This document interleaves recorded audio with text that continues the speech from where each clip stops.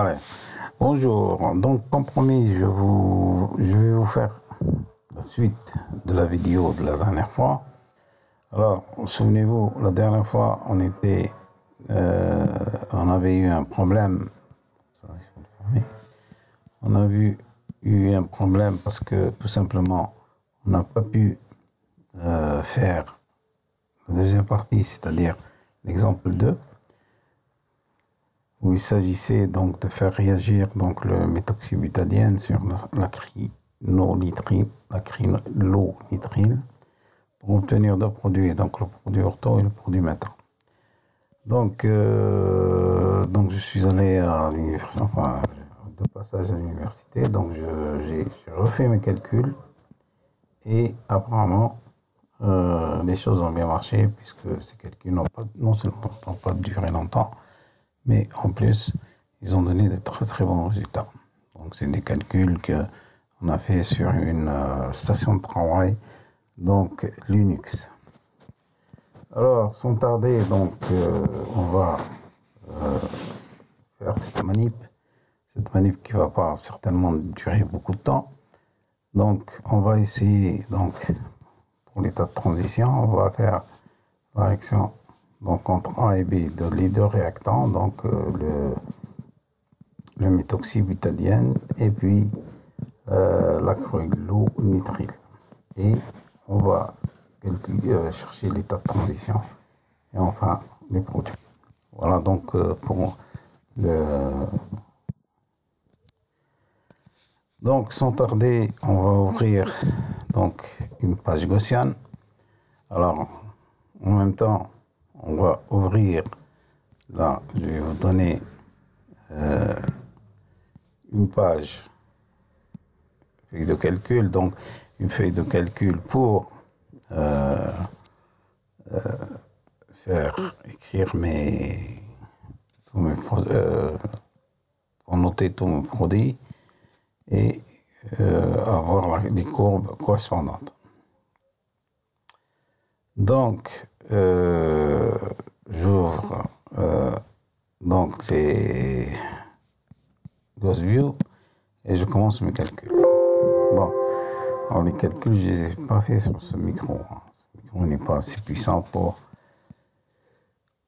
faire ce type de calcul. Donc, je vais ouvrir. Alors, ce qui est intéressant de cette manip, c'est surtout les états de transition où on va voir, il y a des... Pardon. Alors, open. Donc là, j'ai tous mes produits. Hein. Moi, je cherche directement les produits de sortie. Parce que je les ai faits, donc vous les dessinez. Éventuellement, si vous voulez les faire au niveau du laboratoire, vous pouvez venir par binôme les faire comme vous voulez. Donc, je prends par exemple le butadiène. Hein, je l'ouvre. Donc, je vais au niveau de résultat, je regarde le sommaire. Là, j'ai ma valeur de l'énergie. Je la prends, on le sait. Et je la mets directement ici. D'accord? Donc, je mets toutes les valeurs donc, des énergies ici. De là. Normalement. Voilà. Voilà. Donc je mets celle-là, elle est normalement ici. Et je mets les autres. Donc, par exemple, l'autre qui est donc le cyano, je pense. Open. Donc le cyanoéthane. Ouvrir. Et là, j'ai le résultat sommaire. Et voilà, j'ai 0,61. Donc, voilà, cette valeur. Donc, je remplis comme ça tout mon tableau. D'accord. Et je mets donc les énergies en UA, les réactants. Et je mets 1, 2, 3, 4, 5. Donc, dans un cas, comme dans l'autre, hein, 1, 2, 3. Voilà, là, j'ai mis -1, -2, -3, -4, etc. et puis j'essaie de tracer ma courbe. Alors, ma courbe, là, j'ai pas encore suffisamment d'expérience pour utiliser Google Sheet, mais je vais quand même vous montrer comment j'ai tracé ma courbe sur l'Excel de mon PC. Donc là, j'ai mis ces deux valeurs, donc voilà. Et ça, c'est la courbe qui est, donc je mets, comme je vous ai indiqué la dernière fois, les deux valeurs des sommes A plus B. Donc je les ai mis en 1. Je mets la valeur de l'état de transition, donc en 3. Et en 4 et en 5, je mets deux valeurs pour avoir une courbe quand même qui est tout à fait lisible. Donc, vous allez voir tout à l'heure que cette courbe-là, je peux la faire autrement avec ce qu'on appelle l'IRC. Donc voilà donc pour la courbe du produit méta. Et celle-là, c'est la courbe du produit ortho.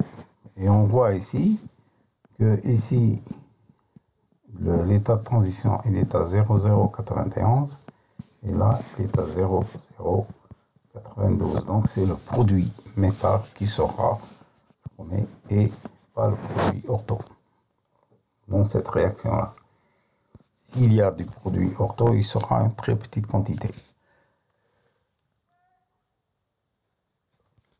Donc, là, si on revient en manip, donc le produit ortho, voilà, on revient ici, le produit méta sera plus prépondérant du point de vue régiosélectif que le produit ortho. Donc là, ce ne sera pas le produit ortho, mais bien le produit méta qui va se former. Donc ça, c'est pour vous montrer simplement comment on a pu faire cette manip. Alors, ce qui est intéressant au niveau de cette manip, c'est les états de transition. Alors, les états de transition, si on veut bien, on va les voir. Si vous voulez bien, on va les voir. Alors, si vous ouvrez les états de transition, donc TS, SM, TS, les deux, ouvrez. Voilà. Ici, on voit un résultat. Ce qu'on voit d'intéressant, c'est qu'on a une seule valeur imaginaire.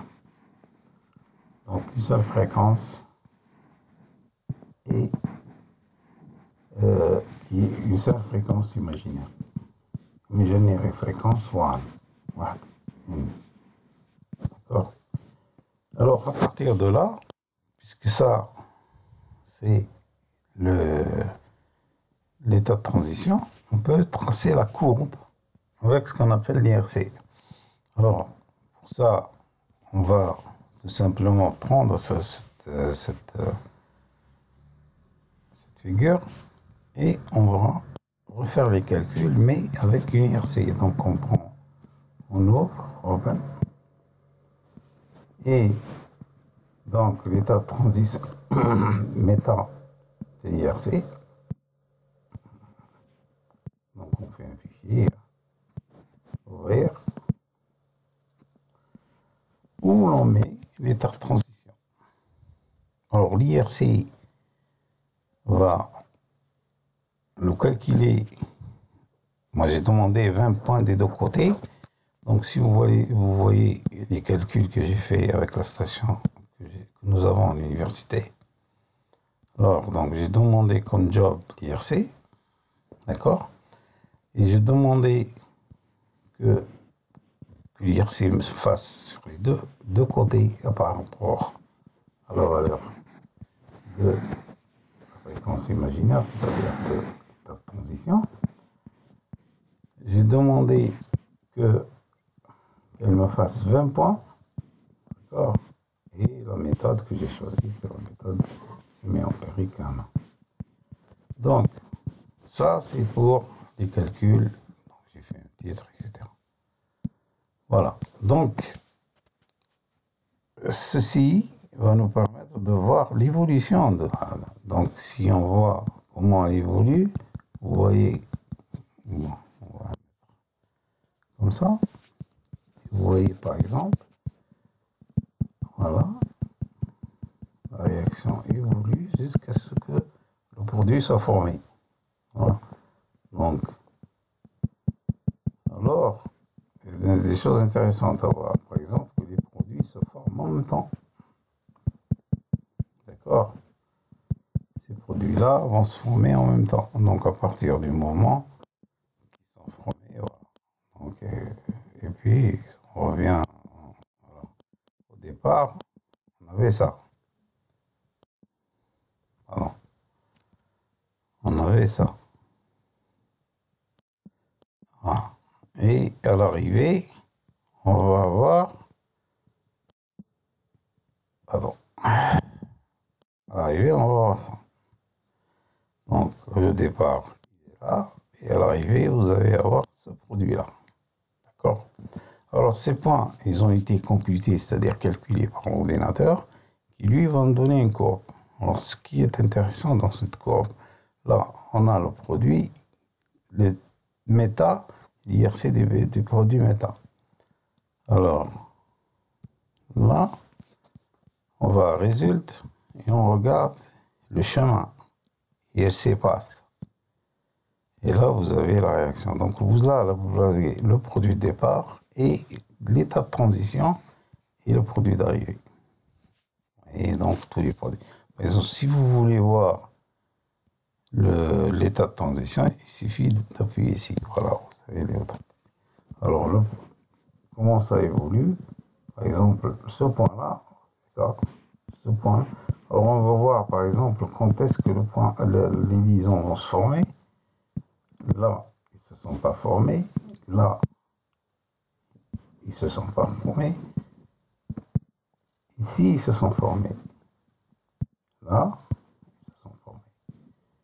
Là, et vous voyez que le passage de ce point-là à ce point-là, il y a formation simultanée. On va dire que la réaction est synchrone.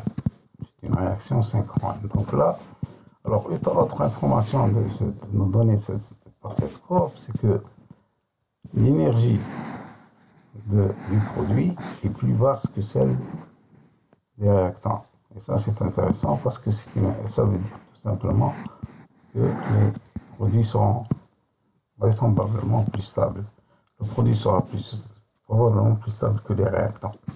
Alors là, vous avez l'état de transition. Alors, autre chose intéressante qu'on peut voir à partir des résultats, si on va voir par exemple, là, on revient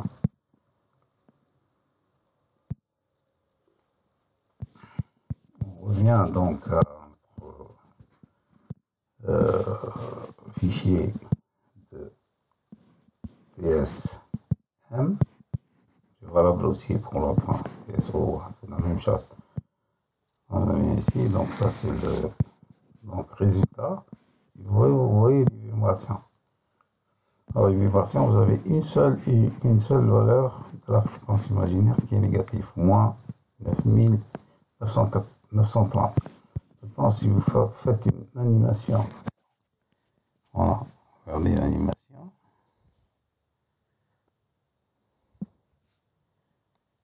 Voilà, ça c'est l'animation de votre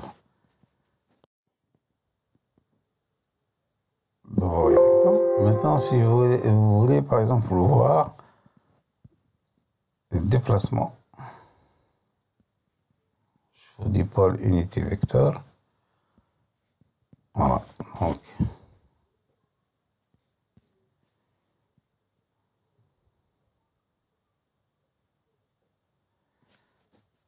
voilà, il faut un peu l'agrandir.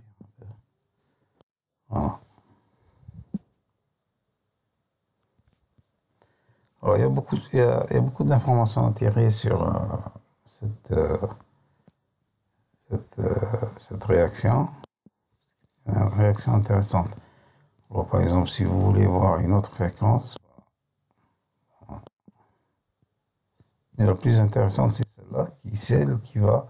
Alors, voilà, voilà. Voilà, toutes les valeurs. Alors, ceci pour l'état de transition méta. Méta, voilà. Pour l'auto, c'est la même chose. Hein. Vous voyez voir l'état de transition open. Donc, TS auto. Vous avez le même système. Vous avez voir les vibrations. Vous avez moins 885, l'autre elle était à 900 et quelques. Et si vous voulez, par exemple, l'animation, voilà. Donc ça, c'est, vous voyez que il y a, voilà. Donc ça, c'est déplacement, l'amplitude de déplacement. Monter l'amplitude, mettre au maximum, voir les vecteurs, quel sens ils se déplacent, etc.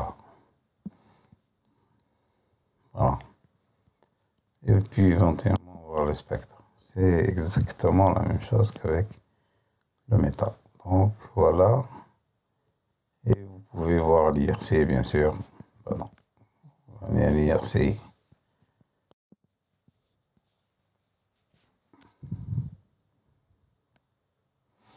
Donc là, on va voir Open. Et on va voir l'IRC de l'état de transition ortho. Voilà. Donc on a fait l'IRC. Bon, il y a 41 points. Vous voyez aussi que c'est le même si vous voulez faire l'IRC. Voilà. Voilà l'information. C'est que l'état de les produits, ils ont le produit a une énergie plus élevée que donc CRC de l'ortho, plus élevé que les réactants. Et je pense, à mon avis, c'est pour ça que la réaction n'a pas marché. Donc, puisque tout simplement, vous avez la réaction. C'est pour ça que nous avons le produit méta et pas le produit d'ortho. D'autant plus que l'état de transition est plus élevé. Voilà. Donc, là aussi, c'est la même chose. Prenez celui-là et vous commencez, bon, c'est un point, etc. Voilà, donc,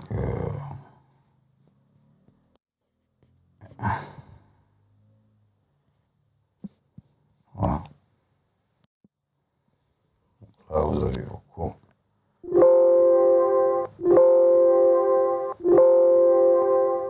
Voilà, la première courbe et la deuxième courbe. Donc là, si vous voulez ce point-là, vous avez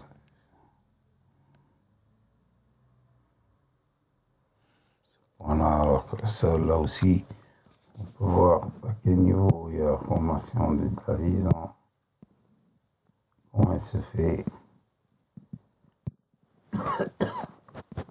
Apparemment, elle se fait à la fin.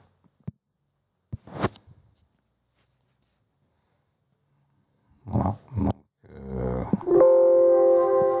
là, c'est le début. Voilà. Là,